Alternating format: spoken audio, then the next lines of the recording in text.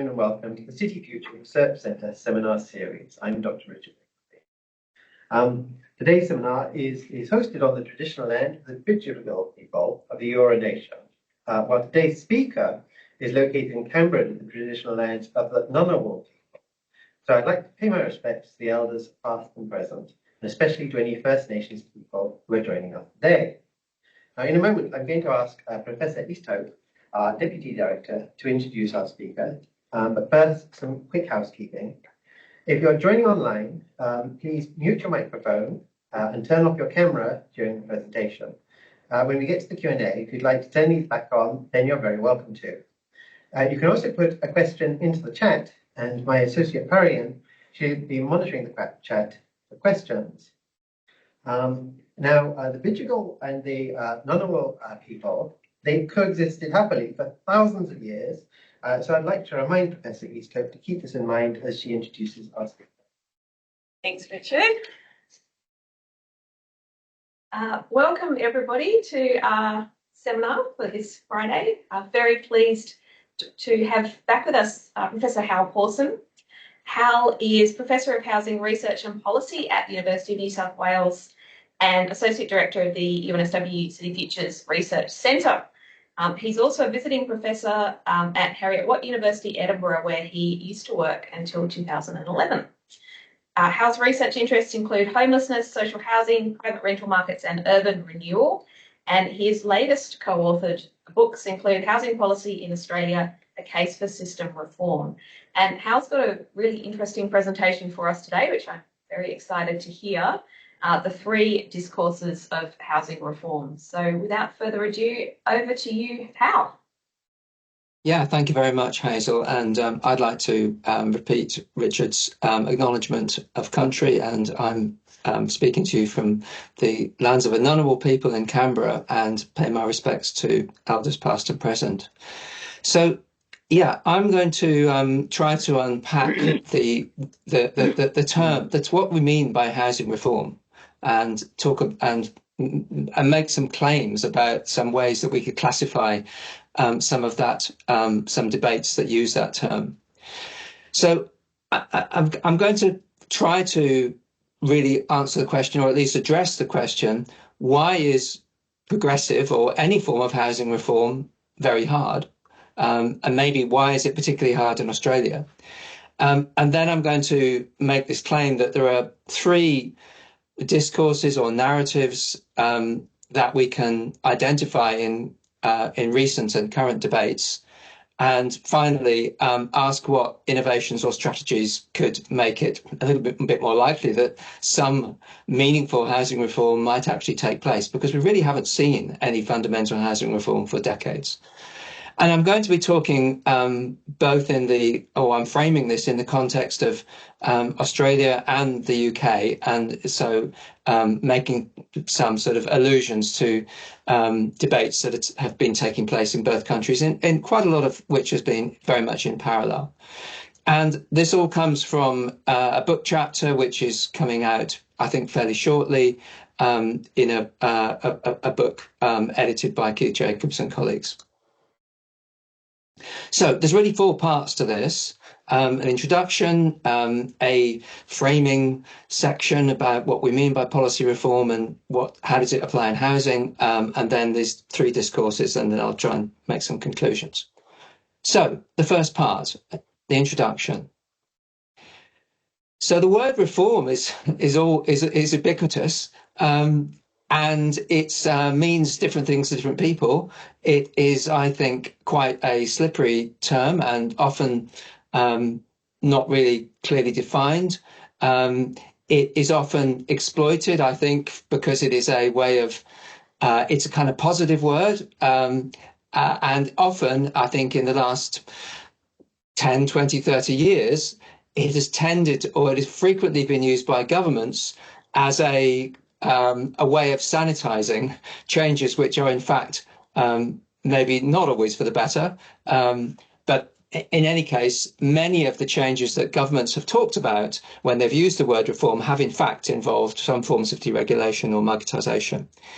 But I think that you can define, this is probably fairly obvious, but you can define reform as some sort of policy adjustment that involves a structural or systemic change that is altering the rules of the game. It's altering some sort of framework, which means it's more than just an administrative decision that in our field would be something like, say, a change in or a government decision to change, perhaps to increase the amount of funding that's allocated to housing, to some housing budget or program.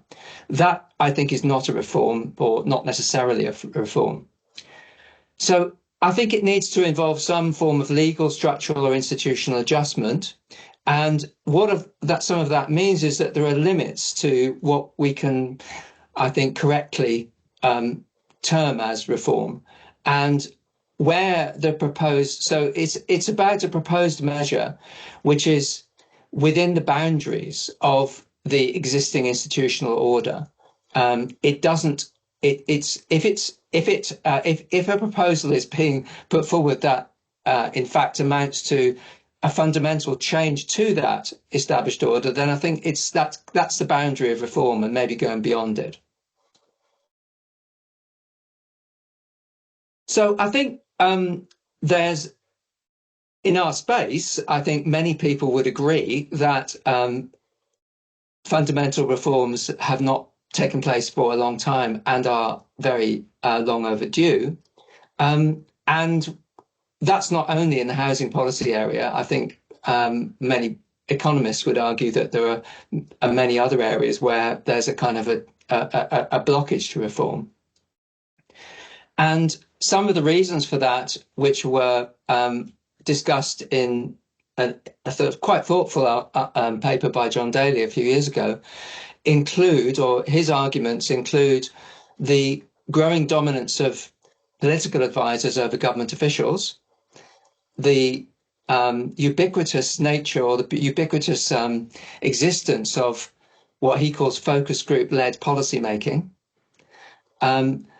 the increasingly factional or tribal behaviour inside mainstream political parties is something he's identifying, and I think that's probably this is from very much from an Australian perspective, but it probably exists in other countries as well.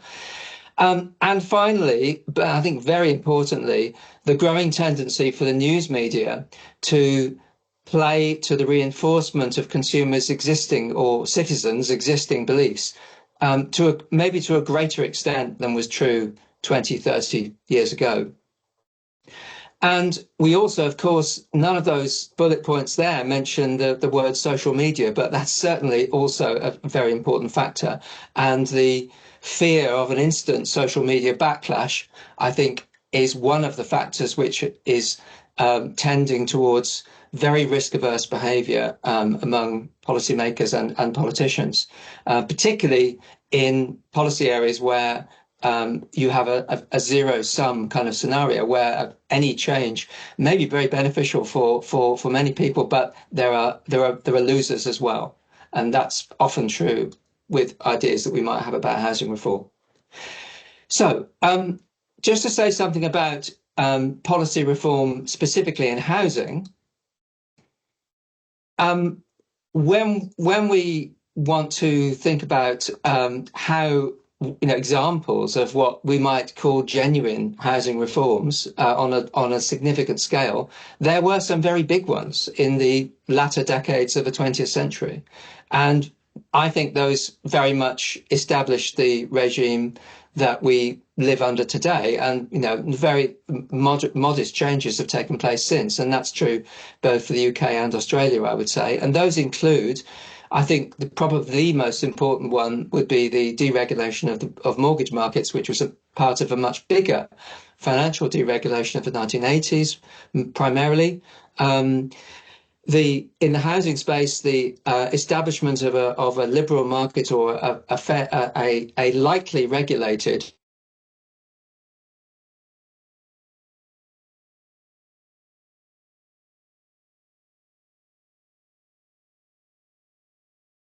Okay, we're just having a slight internet issue, so hopefully It might be more than a slight internet issue because Microsoft servers around the world are crashing.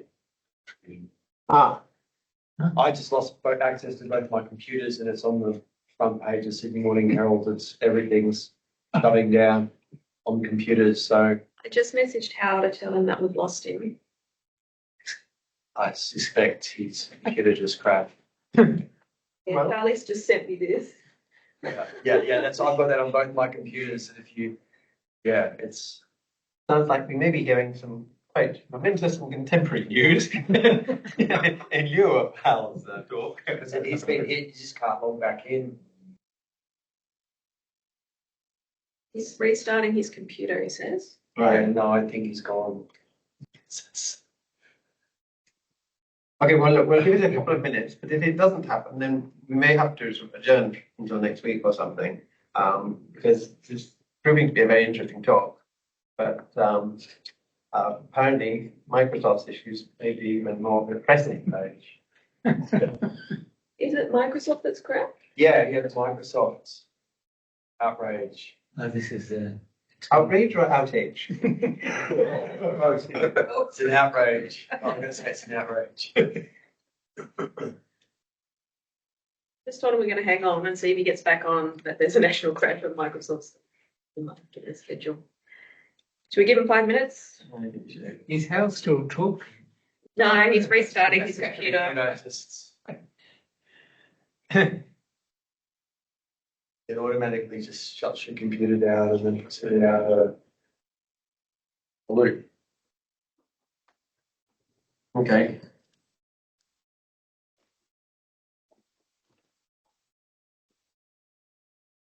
I'm amazed considering how many people use Microsoft Teams. Like this sort of thing can happen.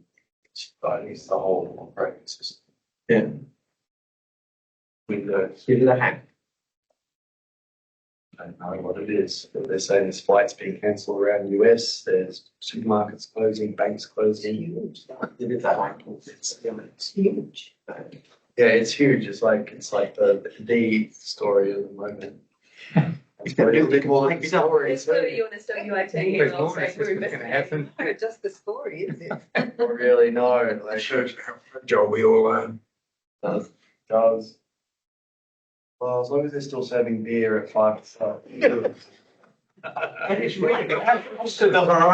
got cash too. These are on us, But apparently. I said that their tills are opening, or they're also.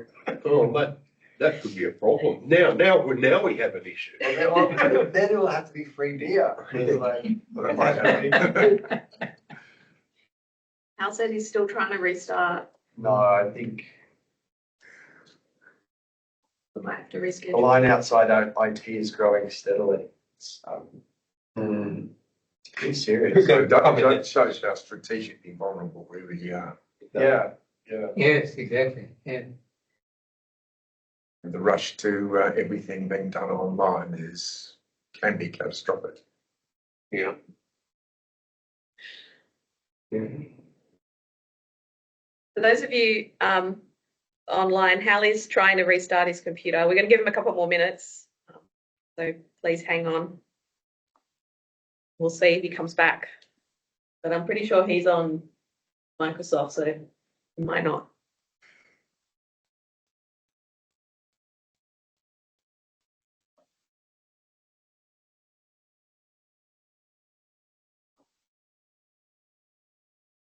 So there's one thing to be thankful for, we're not 40,000 feet about to come into land somewhere. Yeah, that's true. Well, this time tomorrow would have been 20,000 feet. Oh,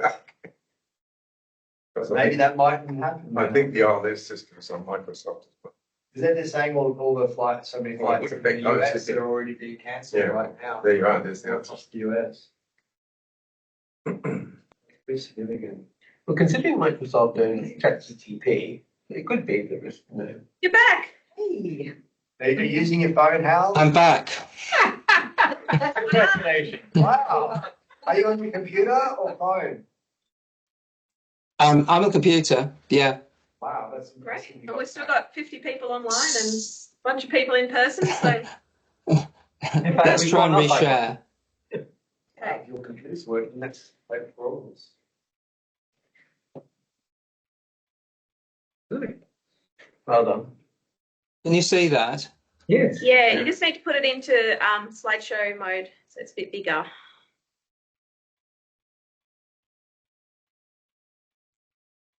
Or from current slide. Yep. Oh.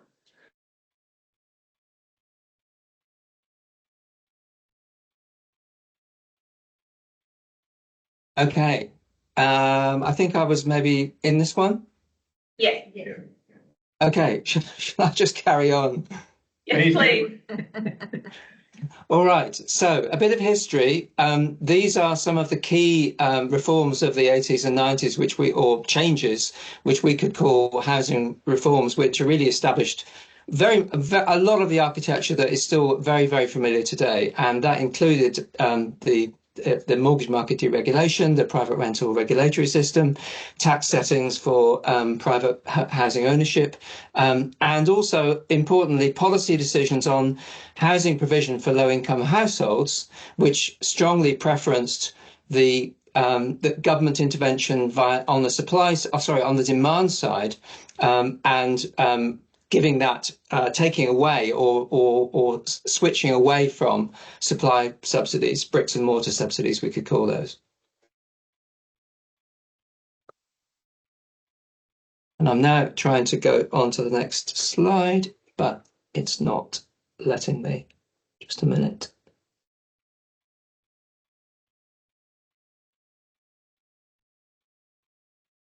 Okay. So why is reform, progressive reform anyway, nowadays so difficult in the housing space? And this is partly because housing is a very unusual good. It has features which make it complicated. It's both an asset and it also has utility value, which is what we benefit from if we live in it. And that means it's a complicated candidate for how you treat it in a tax system. Housing systems are very complex and interconnected. That also creates a lot of a huge challenge. And if you don't think of housing as a system, then it's very likely that efforts that you may make to fix things in one part of the system cause problems in other parts of the system. So, and if you don't think of housing as a system, those are the kind of mistakes that you will make. And because of this complexity, because there are so many factors which affect housing systems, silver bullet solutions are often talked about, but they are always a distraction. And sometimes that's deliberate because they take away attention from things that really you should be doing, but you can distract by saying, whoa, look over there, migration. That's the only thing that affects housing, for example. So another factor is that housing is a good which takes a long time to create. So there's complexity and expense, which means that decisions about housing construction, housing supply, don't have an immediate impact. They have lagged impacts. And finally, I mentioned already, the zero-sum character of housing policy changes often means that any benefit accruing to one party is at the expense of others, and that, of course, makes it a politically challenging thing to try. We also, I think, particularly in Australia, have a system which has an architecture, which has a governance architecture that makes things even more complicated than they would be in other comparable countries. And that's to do with the relevant powers being very fragmented across departments, across levels of government, also involving non-departmental bodies. So at the Commonwealth level, the Treasury and DSS are both departments that have an interest in the topic, but neither of them really own it. Then you have the Reserve Bank and the Australian Prudential Regulation Authority, which regulates mortgage finance. They have critical importance, but they're not usually recognised as being housing policy making entities. And then at the state level, there's even more fragmentation. across departments like Treasury, fair trading, planning, housing. There's been some recent efforts in a number of states, including New South Wales, to slightly reduce that level of fragmentation, to recognise it's a problem and to repair some of the damage of decisions that were taken 10, 20 years ago. But nevertheless, the fragmentation is still a problem. And housing, I think, we could argue, we in this policy area, would strongly argue that it is an example of a policy responsibility of government that has been badly hollowed out over the last 10, 20, 30 years. And that's obviously not specific. Housing doesn't have a monopoly on that, but housing has been very badly affected by that. The domain knowledge or the subject specialism or expertise within government was very badly hollowed out. And we haven't repaired all of that damage by any means now, even if we've started to recognise it. And two-tier governmental structures like the federal versus state structure that we have in Australia complicates things a lot, especially because we have this situation known as the vertical fiscal imbalance, which is a wonderful economic term. What it means, though, is it has a very easy to explain meaning, which is that the national tier of government holds far greater financial firepower, far greater tax raising and borrowing capacity than the lower tier of government, but it's the lower tier which is mainly responsible for delivery of housing services and decision making on housing development. So let's get to the meat of this. My claim that there are three identifiable discourses of housing reform. Now, I think to frame this, we're talking about when we talk about the challenge of housing policy in Australia and in most of the countries that we compare ourselves with, that tends to, most people understand by that we're talking about the affordability of housing. So we're talking about what can we do, what changes need to be made or could be made to make housing less expensive in relation to incomes, whether it's the cost of the price of buying a house or the cost of renting a house. And in Australia, the UK and elsewhere, I think we have these three discourses, which I will unpack in a minute. What was called the rational economic housing reform discourse, the supply discourse, and thirdly, the land and finance discourse. So the rational economic housing reform discourse, that's a term that was invented or coined by our dear departed colleague Judy Yates right back in 1989. And that was a term which was very closely related with the concept of tenure neutrality, which is a term which is probably, maybe a lot of people in the room know what that term is or still, are familiar, but it's not used as much now. But what it means is the very simple idea that the tax system should treat different forms of housing equally. And as Bowie puts it, the state should not promote one specific tenure over another. And historically, that contention was mainly a complaint about the way that home ownership had a very privileged tax status in the tax or status in the tax system, certainly in the UK and Australia and in many other countries, most other countries probably. And that is a situation that it draws criticism because it offends equity concerns, considering that the beneficiaries are probably people with moderate to high incomes primarily or disproportionately.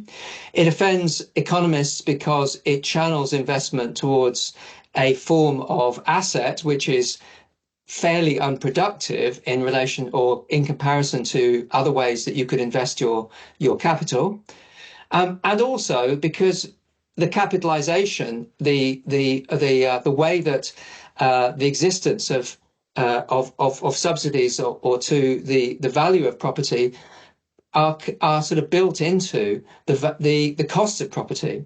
and those tax settings therefore push home ownership further out of reach for low to middle income earners.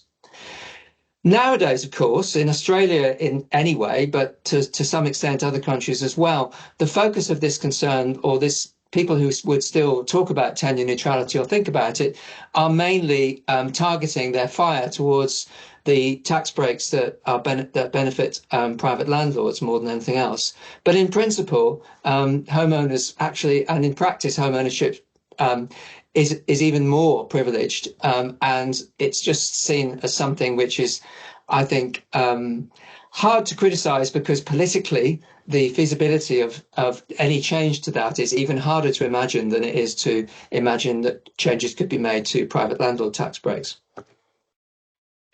And just as an example, these are some graphs that come out of a Treasury annual report which quantify these so-called tax expenditures. In other words, the value of tax concessions. And these graphs come from a recent edition of this annual publication, illustrating on the left that the highest decile income group benefits to a massively disproportionate extent when it comes to the benefit of capital gains tax discount. So we have the first of these three discourses, the supply discourse, and this is, I think, an argument that rests on two. Well, it's a contention that rests on two arguments. Firstly, housing affordability is substantially, or sometimes entirely, attributable to or affected by the amount of dwellings that are available, and insufficient dwelling provision is what makes housing too expensive. But that is combined. That it's the combination of that contention and the claim that this situation is the result of over-restrictive land use planning. And so what this is saying is that it's not so much that governments are not doing enough, it's not inaction, it's that the planning system is a form of over-regulation. It's too much intervention, and if we were able to relax that, we would all benefit. And Dr. Peter Tulip is one of the most well-known exponents of this view, and as a very smart ex-Reserve Bank of Australia economist, he has a lot of cachet, and he makes the argument very powerfully. I wouldn't say I'm totally convinced, but especially when he and others make the really, I think, far-reaching claim that the main cause of high housing prices is land use restrictions. But there are many other economists, particularly in the USA, who favour this, or who adopt this kind of argument. And the godfather of them all is Ed Glaeser, who is a very highly revered urban economist that probably a lot of people in the room would be well aware of. And I don't know whether he was always as I suppose extreme in the way he articulates this, but I think these statements that he made in 2020 are, like the outer edge of this kind of argument. So he says, what limits the growth of our most productive cities? Land use planning. What determines the possibilities of home ownership for the young? Land use planning again. What shapes the environmental footprint of our communities? Land use planning again. What keeps poor children out of middle-income neighbourhoods? The evil planning system again. So it's not very nuanced, but we think we can probably all get a little bit of or see a little bit of a case in all of that. But probably, I would hope, a lot of us on this call would say, yeah, there's something in that, but that's extremely overstated. Maybe in the American context, it is a more defensible statement, but I would argue that the uncritical importation of these kind of arguments into Australia is inappropriate. But the general argument here is that development restrictions like hydro density limits or urban growth boundaries are a form of artificial inflation of house prices. And the implication, sometimes it's stated explicitly, but often it's in implication, that if you removed or substantially diluted these regulations, then what would happen is there would be an explosion of housing development from the development industry, which is itching to go, and there would be a big expansion of aggregate output. Property prices would therefore be affected, would be deflated as a result, and housing affordability would be improved.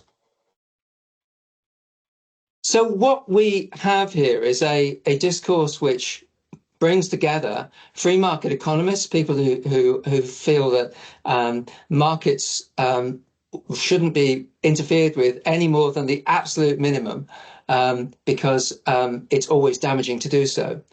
But it's also, economists and construction industry voices come together here. And this is also potentially or politically attractive because it has this libertarian appeal of cutting red tape, which always sounds good. Very few people would say red tape is a good thing. Economics 101 logic of price is too high because inadequate supply is something that a lot of people with some sort of very basic understanding of economics can see that there's something in that. So it resonates very well with the media and the public. There's also a lot of scope for higher tier governments, particularly in Australia, the federal government, to use this argument as a way of passing the blame for a problem situation to state governments, and states can likewise do the same towards councils. And it avoids contentious arguments, which you need to, which you have to have the courage to go into if you want to advocate demand side reform.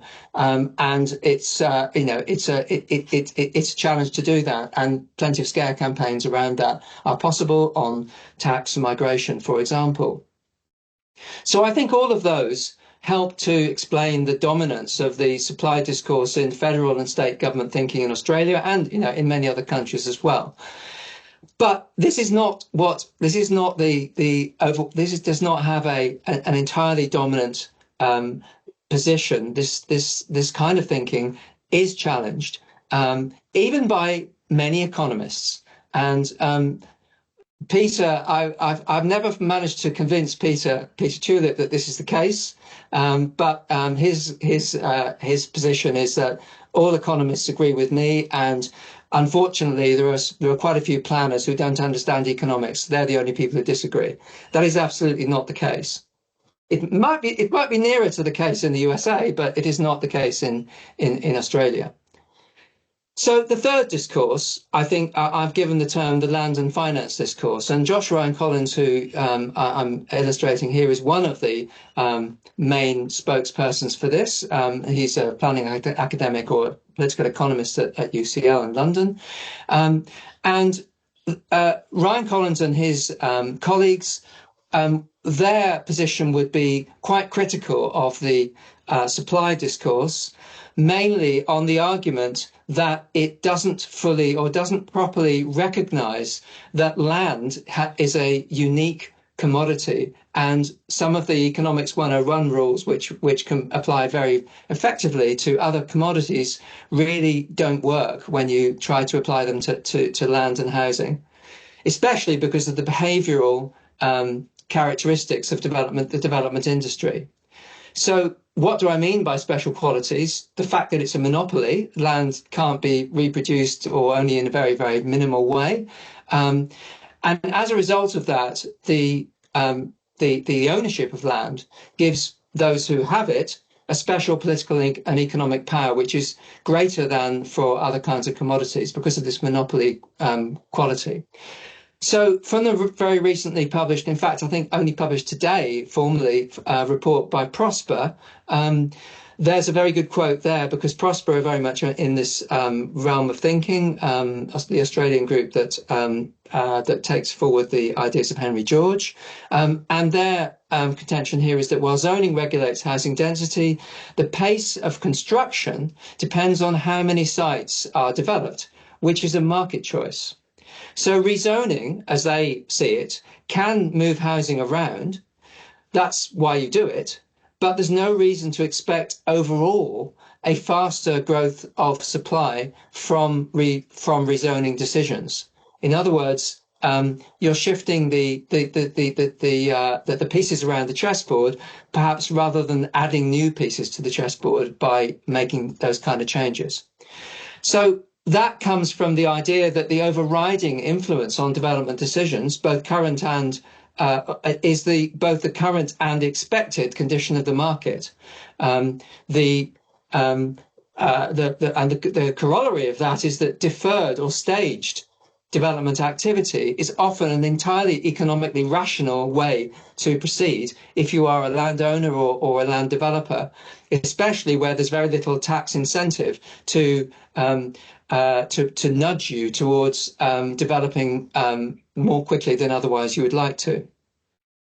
So land and finance advocates would with their views, they think policy innovations that are informed by a stronger emphasis on these realities and on the sort of problem of financialization and speculation in land and housing, those are serious problems that we need to be addressing. Those are the fundamental, some of the most important root causes of the problem of housing unaffordability, which we say we all want to fix.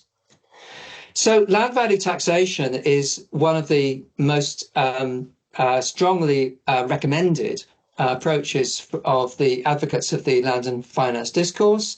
And this is theoretically justified by this concept of economic rent that comes from David Ricardo, the unearned income that is received by landowners.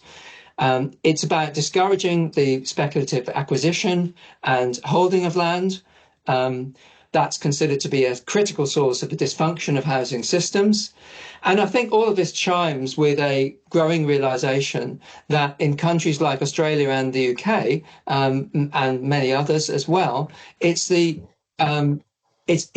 wealth rather than income that is undertaxed in a society where wealth has been growing substantially since we last took a fundamental look at our tax systems. So land and finance advocates also advocate much greater involvement for government in a more active state in the ownership and development of land, for example, through a public land bank with powers to acquire land at its existing use value, rather than at its, the term is sometimes used, hope value. But the requirement for stronger compulsory purchase powers, which would go along with, which would be needed to perhaps to enable that, that is probably one of these one of these kind of changes which you could argue is at the boundaries of what is fair to call reform, because compulsory purchase powers do have an implication for property rights of private property owners. So making changes to that kind of architecture, those kind of changes are at the boundaries of what you could, I think, fairly call reform.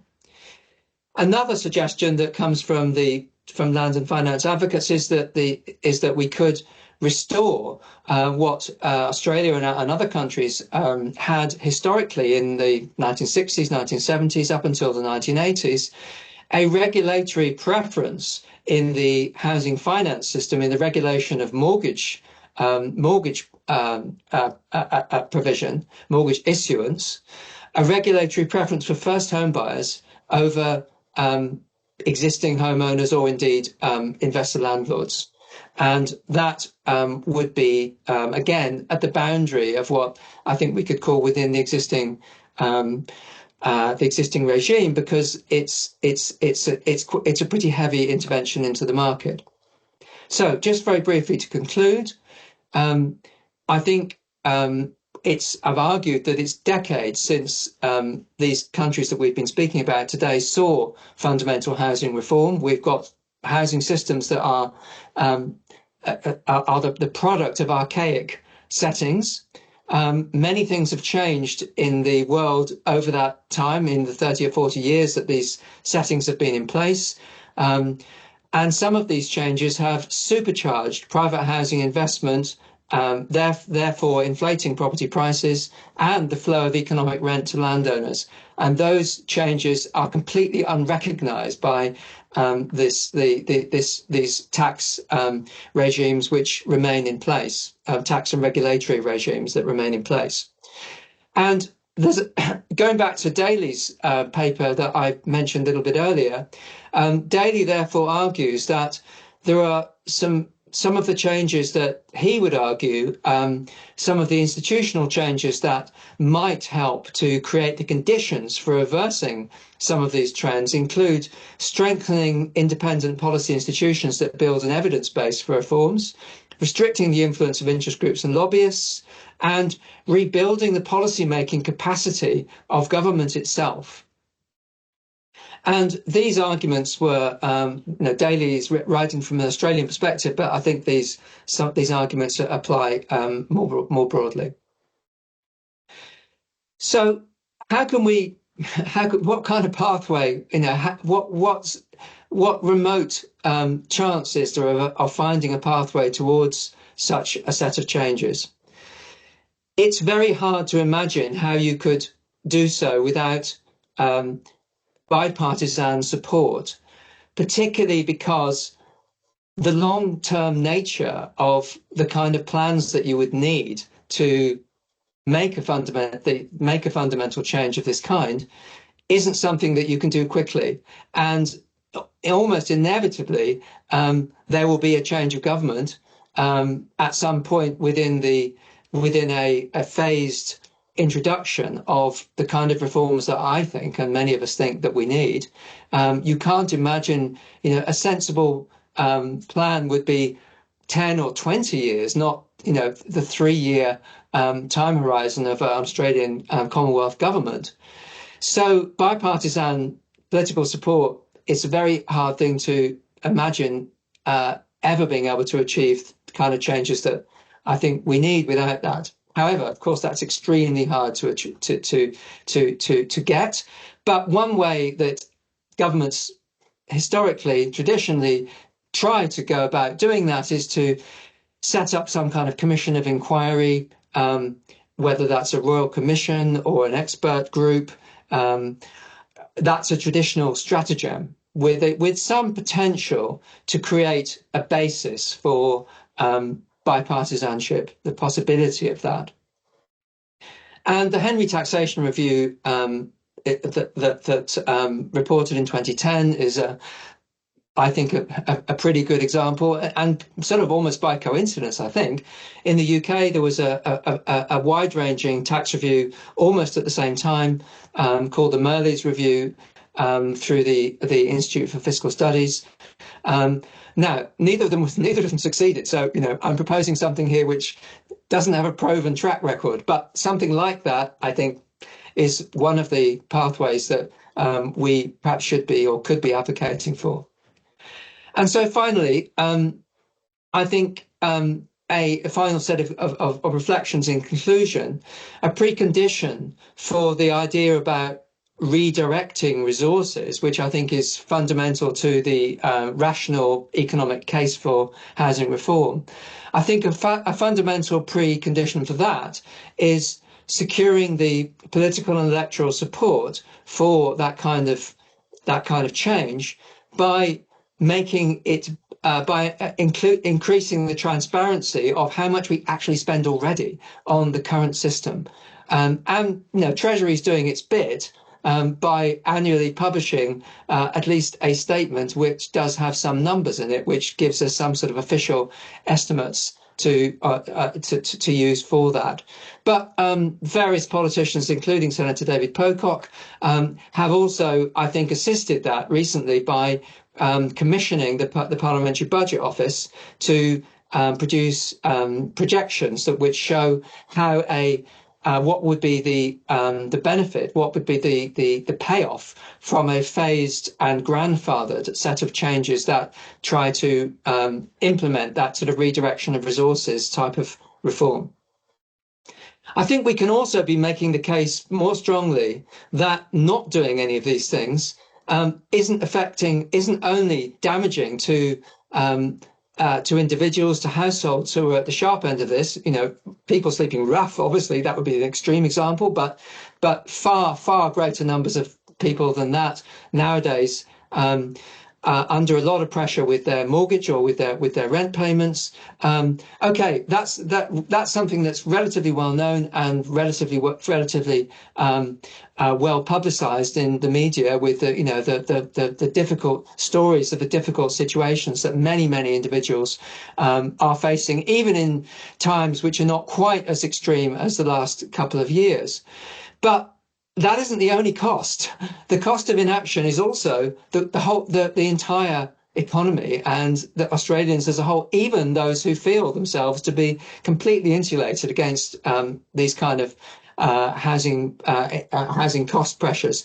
If you own your home outright, you probably think, well, none of this matters to me, but it does, because you're part of the entire economy, or you're affected by the success of that, and the dysfunctional nature of the housing system is a drag on the entire economy. It is actually a cost which is increasingly a millstone. So just going back to a British housing economist, John Hills, who wrote a lot of very insightful pieces on this kind of topic in the late 20th century and beginning of this century. He argued, of course, very importantly, that many necessary housing systems can only be implemented gradually. But if we never make the first moves towards a system that is better attuned to contemporary needs, we shall be forever giving the answer that to get there, we should not be starting from here. In other words, that's the counsel of despair that we mustn't allow ourselves to join. Thank you very much.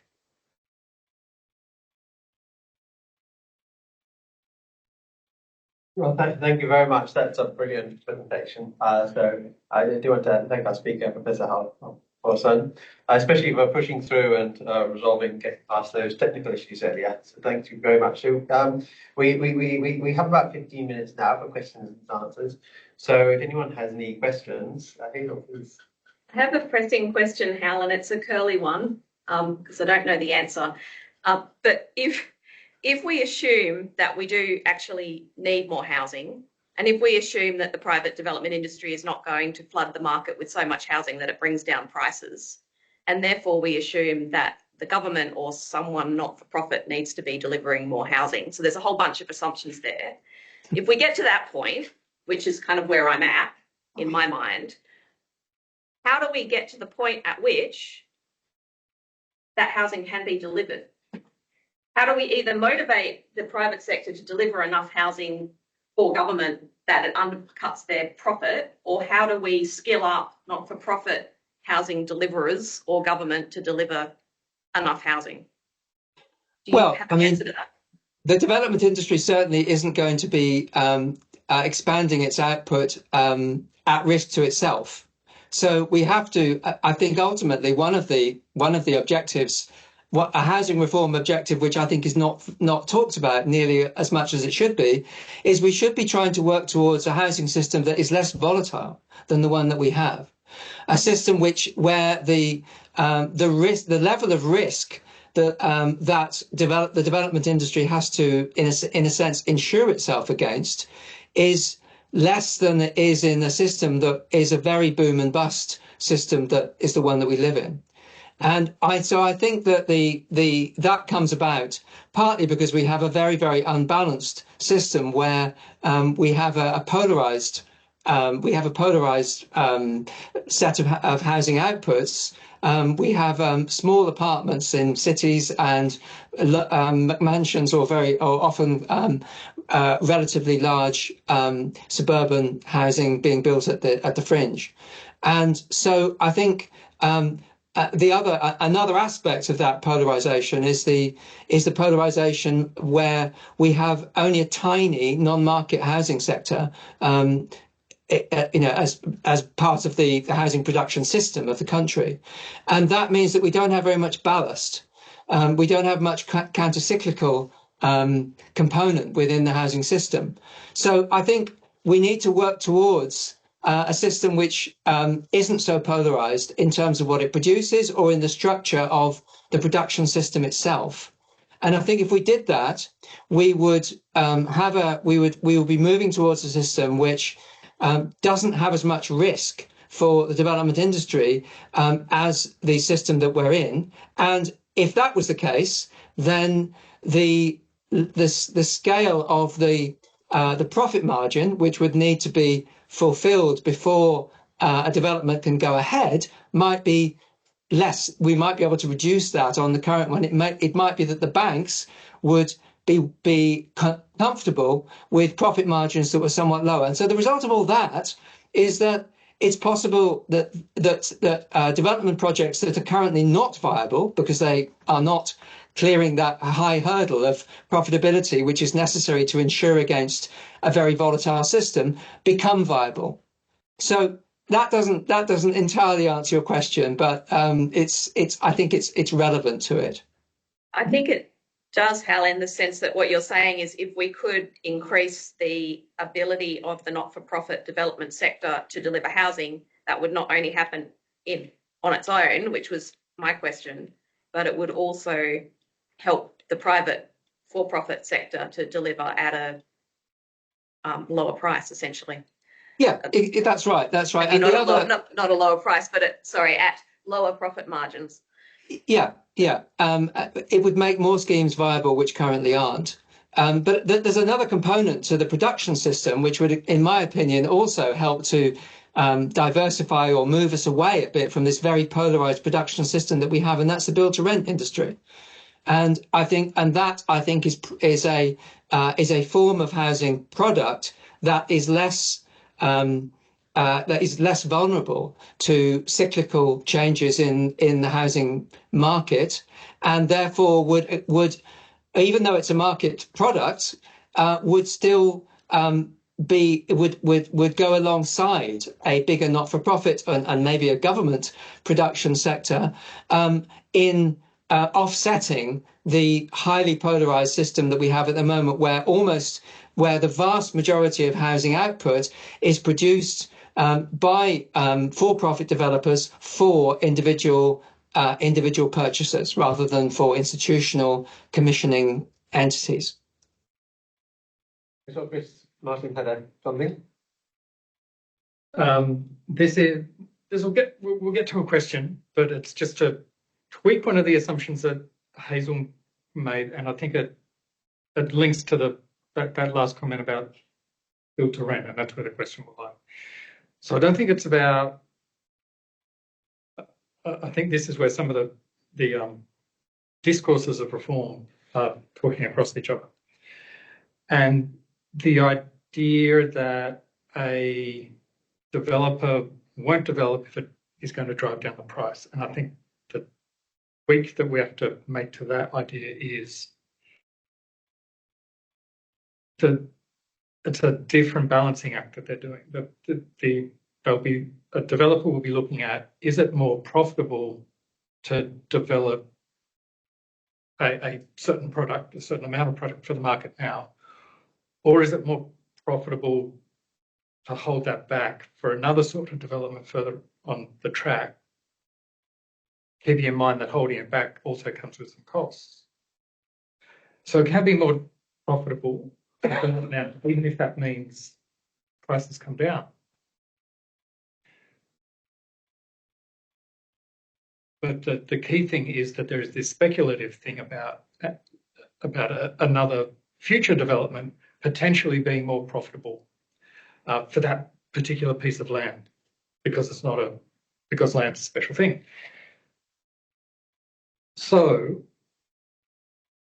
if that's a way of characterizing the development problem and this idea that there is a speculative holding out for a more profitable prospect in the future, why would that not also apply to a build-to-rent scenario where the build-to-rent developer will also have a mind to a more profitable future option and developing then rather than developing now?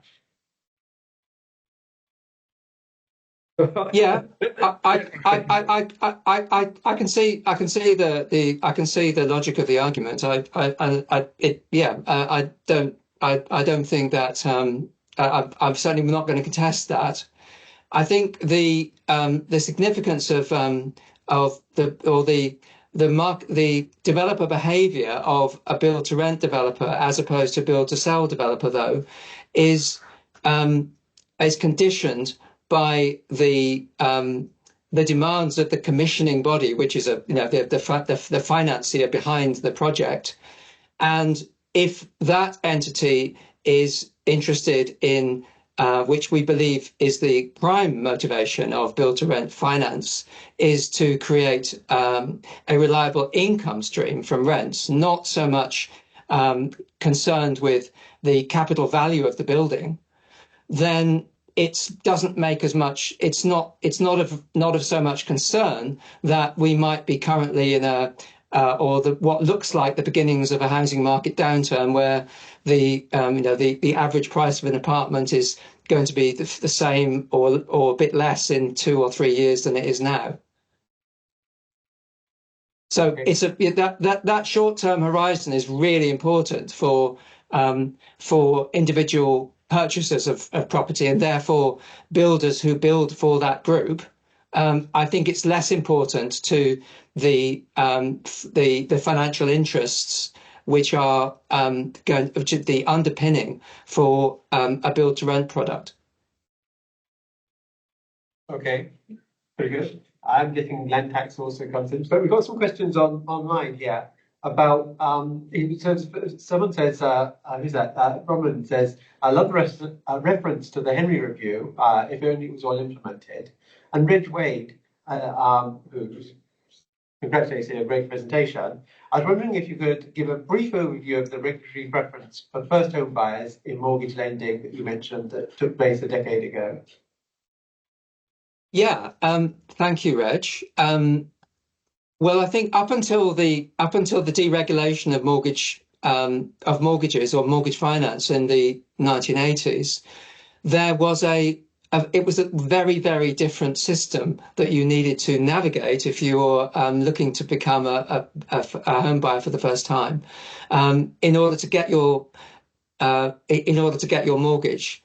And the rules that applied, the regulatory rules that applied to the mortgage fund, to the banks and the building societies and the providers of mortgages at that time, had a systematic built-in advantage for first-home buyers particularly over investor landlords. Taking out a loan to buy a dwelling to rent out to somebody else was something that you could only do if you were willing to pay an interest rate 1%, 2%, 3%. I don't know exactly how, but significantly more expensive than what would be available to a first-home buyer, and that was a relativity that was deliberate in government policy. But the deregulation of the mortgage market at that time meant that we sort of that went away. Now it did return very, very briefly in the last decade, actually, which is something that probably a lot of people in this room are saying, really? I never noticed that. Well, partly because it was rather hidden, but there were a couple of interventions in the mortgage market in the 2010s by APRA, by the Australian Prudential Regulation Authority, where because of the concerns of the Reserve Bank and the concerns of APRA itself, that lending to investor landlords was, in a sense, out of control and was a major stimulant to what was considered to be the beginnings of a house price bubble or excessive inflation, that for those reasons, APRA stepped in and issued new rules for mortgage providers that applied only for a temporary period, I think for 6 months or a year in both cases, which made investor lending significantly more expensive. And it very much had it had a very sharp and immediate effect on the amount of investor lending, and actually on the house price inflation that was ongoing at the time. So it was quite well judged. So it's not entirely something that only happened many decades ago and it's irrelevant now. These are powers which have been used quite recently, but used as a sort of emergency measure for a housing market that was considered to be starting to create a systemic risk for the entire economy from the perspective of the Reserve Bank. Okay. So I think another question here. Hal, just one on demand and how that fits into these discourses that you've been presenting, because the second one really looks at supply, but from what I've seen, it doesn't. I mean, how they actually factor in demand, and just generally your views where demand fits in the discourse or discourses that you've presented. I think it fits most obviously in the rational housing economic reform one, because that is about the way that the current tax settings over encourage demand or encourage overinvestment in housing. So demand is certainly a major concern of the people who would advocate the rational economic or rational housing reform kind of approach. But it's also, I think, the land and finance formulation or conceptualization. They would that set of ideas also would say that the control or we have to pay attention to reforming the levers that affect demand as part of the solution that we think is necessary. Okay, now we're a tiny bit over time, so I'm going to ask a couple of the questions all together, so you can give sort of like a brief response. The first is do we have a housing supply problem or a housing affordability problem? The second is do you think that the establishment of community housing and co-ops in the late 80s as a real reform or just an adjustment to the social housing bucket? And lastly, rooming houses are the latest growing asset classes. And if you'd like to just comment on that. I probably can't cover all of that, but let's try the one about housing supply or housing affordability. Well, I mean, the conventional view would be, yes, there is a housing affordability problem, and and housing supply is at the root of it. And housing supply is certainly an aspect. I mean, none of the proponents of these arguments would deny that housing supply is part of the issue. What I would dispute is that it is the overriding factor that affects this. I would also want to push back a bit on the whole idea that there is a housing shortage at all. And one of the conditions of Hazel's argument is that we have a housing shortage. Well, we need to expand the amount of housing that we're producing if all other settings are held constant. But one of the settings which we would be holding constant by doing that is the extremely inefficient way that we currently use our housing stock. And I mentioned a couple of minutes ago the report that's come out today from Prosper. What the centerpiece of that report is an estimate based on the monitoring of water use by households in Greater Melbourne, that around 100,000 dwellings in Greater Melbourne are, as they call it, empty or barely used. And that's about 5% of the housing stock. So we have a very lazy asset in the sense of it's being very underutilized at the moment, and our tax settings don't really encourage that to be any different. So if we were able to make better use of some of that lazy asset, that would be effectively a contribution to supply, which otherwise has to come through building something new. Well, we do need to build things which are new, but we have a lot of very poorly used housing that exists already that we're kind of most of the time ignoring. And it isn't only the dwellings which are actually vacant, it's also vast numbers of houses which are extremely underutilized, because yes, they are occupied, but they're occupied by one or two people when they have 4, 5, 6 bedrooms. And that is an extremely inefficient way to use housing stock. We've got 1 million owner-occupied homes in Australia, which are where there is a gross underutilisation. There are at least 3 bedrooms in excess of the number that you would minimally need for the occupants of the home. So we should be looking at all of these things together, and because we're talking about such a complex system, none of these changes is any kind of silver bullet. Not migration, not the scale of house building, not the tax system. None of those by themselves is going to be the game changer without being part of an integrated approach. Well, look, like land, time is also of limited supply, and it is after 5 o'clock. So I would like to thank our speaker, Professor Hal Pawson, who's really impressive speaker. Just as a reminder, we do run the seminar every 2 weeks, and our next seminar will be on the 2nd of August, when Dr. Chris Martin here will be presenting on the law of home and dependency reforms. Meanwhile, I'd like to wish everyone an enjoyable weekend. Thank you, especially our speaker, for joining.